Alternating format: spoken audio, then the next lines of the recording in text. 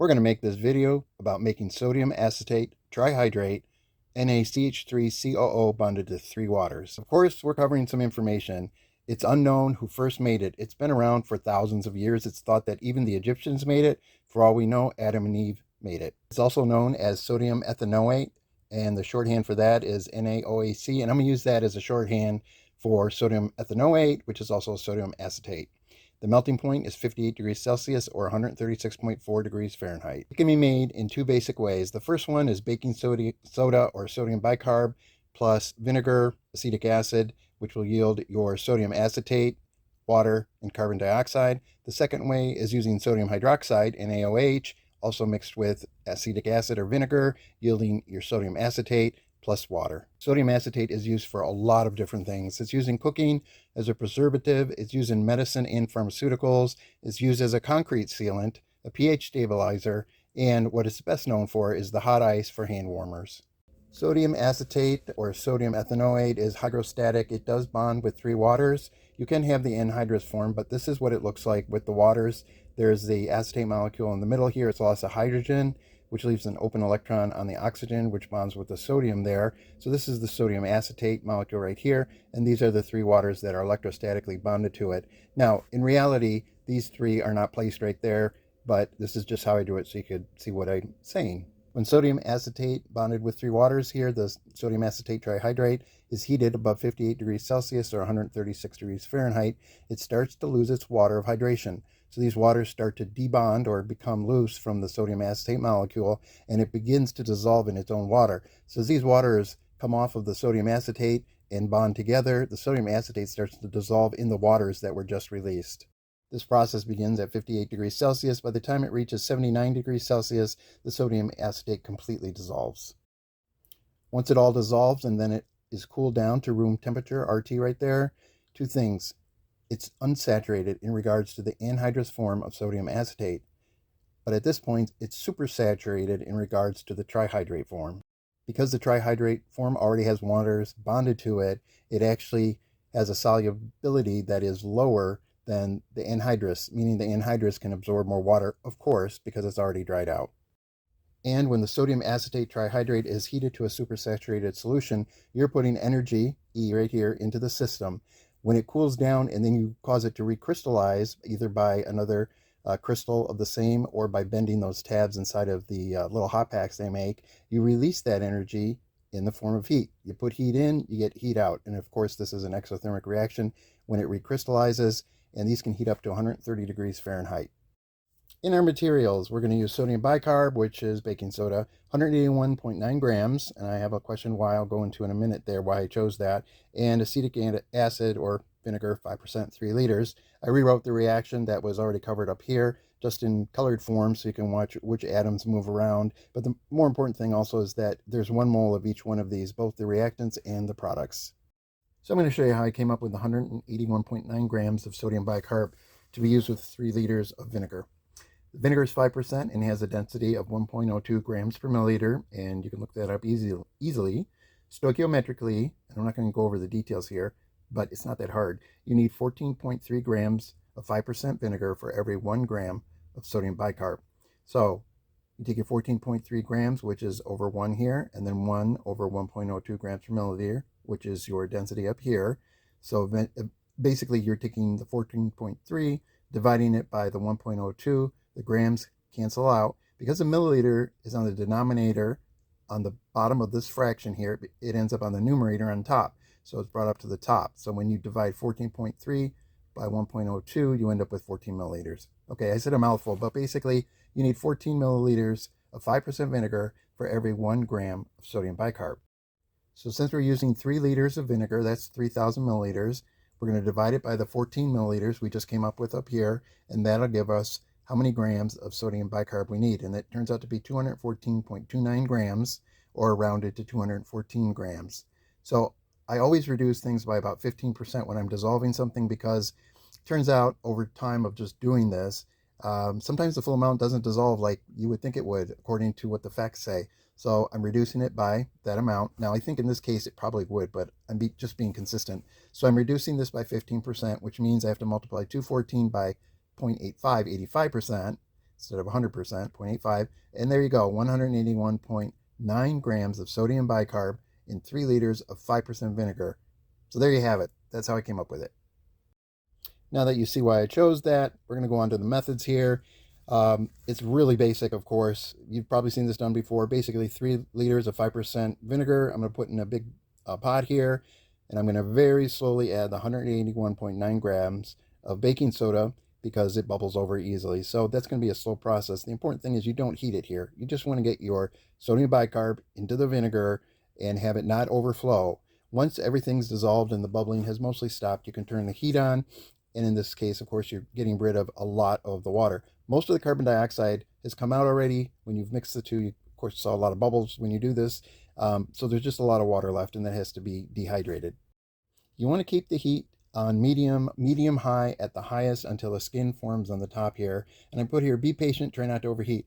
Turns out that most distilled vinegars, although they're supposed to be distilled, so they're pure vinegar, aren't. They tend to have sugars in them, naturally occurring. There's also been reports of ethyl acetate and acetaldehyde found in them. If you heat it too high, these can discolor, especially the sugars. So you end up with like a yellow, brown, golden color to your solution. If you keep it low, you might be able to get away with a perfectly clear solution. It's hard to do though. If it happens, it happens. It's just one of those things. So you want to keep the heat going then after the skin forms and turn it on low until the crystals form. So keep it low, cool it, and collect the crystals that are left behind. And lastly here, for supersaturated solution of this stuff, I'm going to use 140 grams of the sodium acetate trihydrate and 26 milliliters of water. And this doesn't seem like it should dissolve in that much water, but it indeed will with some extra heat. So you want to mix these two together, heat it up until all of the crystals dissolve, then slowly cool to room temperature without messing with it, jarring it, etc. And then with the seed crystal of sodium acetate, you've seen this before, you can put it down on a plate and pour this stuff on it, and it instantly recrystallizes, and you can form a mound and build it as high as you want. So, okay, that's that. Since I've run out of room at the bottom here and there's no more to talk about, let's go make our sodium acetate trihydrate. I'm going to now add the 3 liters of vinegar, 5% acetic acid to my pan here. So I'm pouring out 1 liter right now.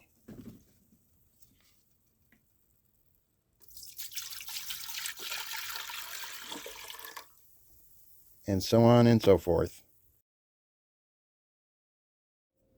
Done. I'm going to now slowly add the sodium bicarb. While I do this, of course, there's not going to be any heat applied, and I'm going to do it super slow, as I know what will happen, of course, if I do it too quickly.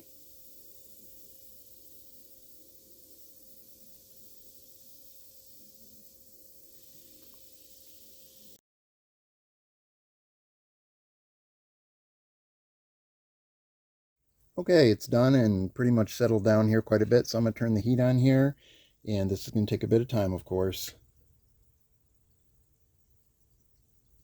I'll be back. It's about halfway gone.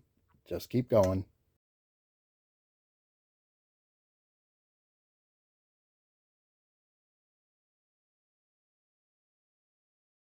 At this point, there's about anywhere from 3/4 to maybe, I don't know, 5/8 of an inch left on the bottom there. So I'm going to turn the heat down here, and we'll just keep going.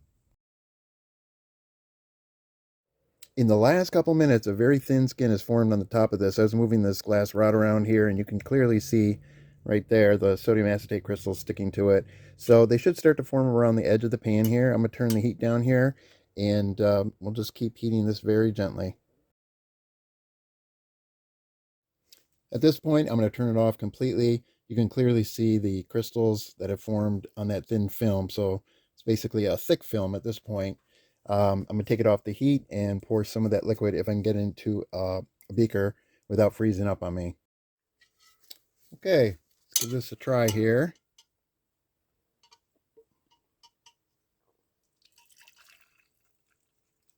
And it's hot enough, it didn't do anything.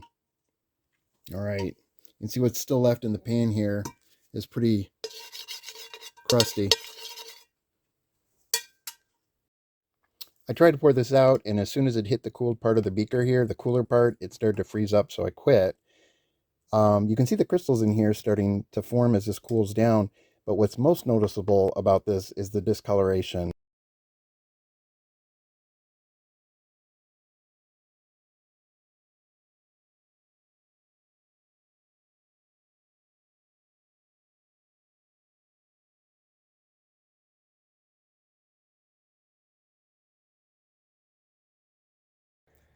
This is take two. I wanted to try it again at lower temperatures just to see what happens. So I've been monitoring this very closely. Every hour, I've been measuring the depth, I've been measuring the temperature, and what heat setting I had it down there. And for the most part, this has been in the 60 to 67 degrees Celsius range. And the first time I did it, I checked, it was in the 80 to 85 Celsius range. So I'm doing it much slower. Let's see what happens. The depth is down to about a half an inch, and it was around this time, last time, that it started to look maybe a little bit yellow. Believe it or not, it isn't now. It kind of has that hue along the inside edges of the pan, but I put it in a glass, some of it, and it's very clear. So it's good. And I'm just going to continue to heat it until skin forms. There's just over a quarter inch in here. I just checked at 63 degrees Celsius, so I've kept the temperature quite low the whole time. I just noticed also that there are some crystals forming on the very edges. You can see them there. So a skin's about to start, I think, also shortly here. There's just over 3/16 of an inch left in there. And you can see the rippling on the top. A skin is obviously formed. I'm going to move it just a bit here so you can see it better. So the crystals that are forming on the side are nice and white. So keeping the temperature low does make a difference. And I'm going to turn it down a little bit more at this point and continue to heat it. It got late last night and I had to turn this down, and overnight it turned into a solid piece of sodium acetate here, and it's rock hard. This is pretty sharp. You can see that, and I can barely put a dent or scratch it. So it's white though, and that's a big plus. I'm going to work on getting this out of there, and I'll be back when I'm done. I was hoping this would happen, and it did. It popped off the bottom as one total piece here. So obviously it's not going to be that hard anymore. Just a couple of snaps and twists like this, and it is going to be completely done. All right, well, I'm going to powder this up a little bit, and then we're going to play with it some now that we have all the sodium acetate. This is a chunk from the bottom of that pan that I just broke up, and I'm showing you this because you can see some of the crystal structure here a little bit, depending on how the light hits it. This is the side that was actually touching the metal of the pan, so it's really, really smooth. And you can see a little bit, like on the end here, how those stick out like that, where it was broken. There's tiny bumps, and that usually means the crystals were a little bit longer than just like round or square. So I'm going to zoom up a little bit more here. There you go. You can see them, kind of the lines that they make in here. So, okay, that's it. Just want to show it to you. I crushed up most of what was in that pan here using a mortar and pestle, and I'm just going to weigh it now. I didn't do all of it, just in the essence of time here. I didn't want to spend too much time doing that. 181 grams, and we need 140, so we've easily reached our mark. So we'll move ahead and do the next part of the experiment. I took the values I was writing down by hand and entered it into this table on my tablet here.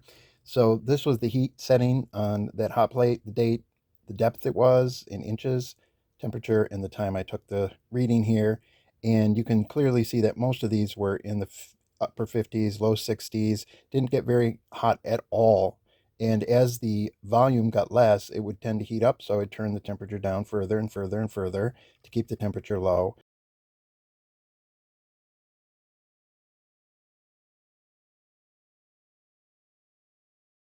This mess right here became this right here. And I'm going to tell you how I did it.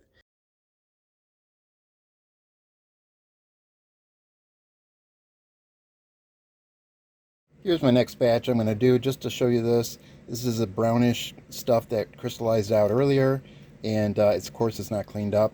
I have 30 milliliters of water, which I know is more than enough than what would make this super saturated. So I'm going to pour this in. You'll see most of it dissolve already. And then I'm going to turn the heat up here, and I'll be back. So it's all dissolved now, and it's obviously brownish yellow colored. Doesn't look great, but I'm going to let this cool down and let's see what happens. So it's cooled down, doesn't look a whole lot better, but you can see how crystals have formed on the bottom there, and then there's this brownish clear stuff in the middle. So tap the top here. You don't want to break everything up, but just breaking the top here, and you can see the liquid right away. See that? All right, pretty obvious, especially if I do this. So this white stuff on the top is pure sodium acetate, but it's such a thin layer, it doesn't mean anything. Next, I'm going to go ahead and pour this, mix it up a bit to get all that white stuff out in here. Just let whatever crystals go in there, and you can see there's a clear liquid there that is pretty brown, and already you can see how much it's cleared up. So I'm going to let it set here just to get all of the water out of there that I can, and I'll be back. So most of the water's been dripped out of there. There's still a little bit in there, but you can already see a significant change in the coloring here. So the rest I get out with cold acetone. So here goes an unknown amount of acetone, just enough to kind of fill it up. There we go. And of course, that is not soluble in acetone. I'm talking about the sodium acetate, especially when it's cold. Next, I'm going to mix this around good.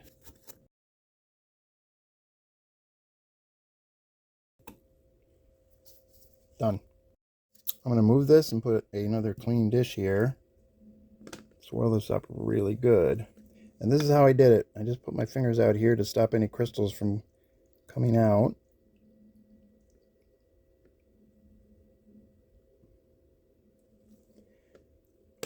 And then mix this up and dry it, which might take a day or two because it really doesn't dry quickly. And then do it all over again. You can see how it clears up a lot. I mean, the crystals are so much cleaner here, and I'll be back when it's completely done. Okay, well, this is 3 acetone washes over the last couple of days, like 2.5 days. It's white as white can be. So I have some really pure crystals there. This is what was in there, of course, and you can compare the two. Big difference. So if you do happen to overheat it and burn it, there's a way out of that problem. And as far as I know, this is the best way to do it. There may be better ways. I'm just not familiar with them. This is a small beaker with some of the acetone I poured out of the crystals that I showed you that were white earlier. This is kind of the last bit that I poured out. And of course, some brown liquid came with it, or brown substance. And there are some crystals on the bottom that snuck through there. But what I wanted to show you is if you take this and you tilt it sideways, you'll be able to clearly see the acetone, the clear part in front, and then behind that is the curved front of the brownish liquid that keeps forming if you overheat this stuff. And I'm starting to believe it's just the sugars. Working on another batch of cleaning sodium acetate trihydrate, and these crystals regrew after it was cooled down, and probably the most spectacular batch yet. I'm just going to show you this out of interest. There's nothing really special. I'm drying out another batch of sodium acetate trihydrate crystals that I just washed with acetone, and I just wanted to give you a look at these. Long and needle-like.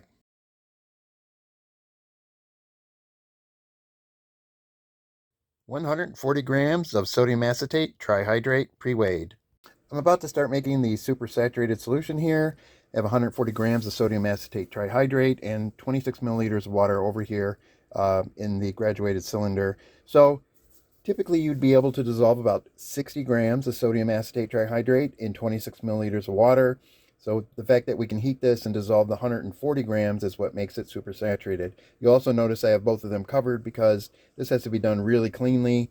Not all dust will do it, but sometimes it will, and it'll set it off, or if you get dust in here to start with, by the time it cools down, that dust will trigger the reaction. So I'm going to go ahead and take off the tops and pour in the water.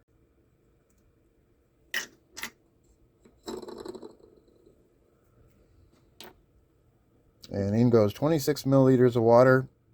Just a reminder, nothing is being heated at this point.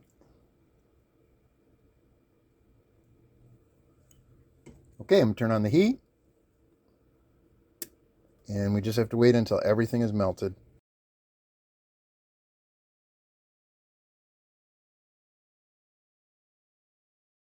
All of the sodium acetate trihydrate has dissolved and the solution is now supersaturated. So I'm going to turn off the heat here, and we just need to let it cool down really slow. It's cooled down to around 70 degrees Celsius, and I've saved some crystals from earlier that were getting dried out. They're pretty big, so I'm going to grab one of these, which should be more than plenty, and just place it right there, and take the top off of our nicely supersaturated solution here. And we'll start to recrystallize our solution here. Hopefully by the time it comes out of here and hits that crystal, it'll start building on itself, which you've probably seen many, many times.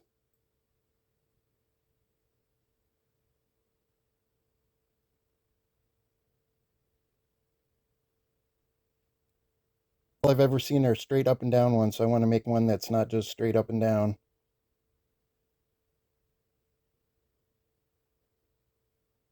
All right, and there we go. A pile of recrystallized sodium acetate trihydrate. And of course, this stuff heats up quite a bit. So I'm going to check the temperature right here, see what we come up with. And we're at like, let's see, 43 degrees Celsius. Let's flip that to Fahrenheit. And we've got like 112. Like I said earlier, this can get up to about 130 degrees, but this is consistently at 112, 111, Fahrenheit 112, and then Celsius 44.4. Okay, that's that. We're done.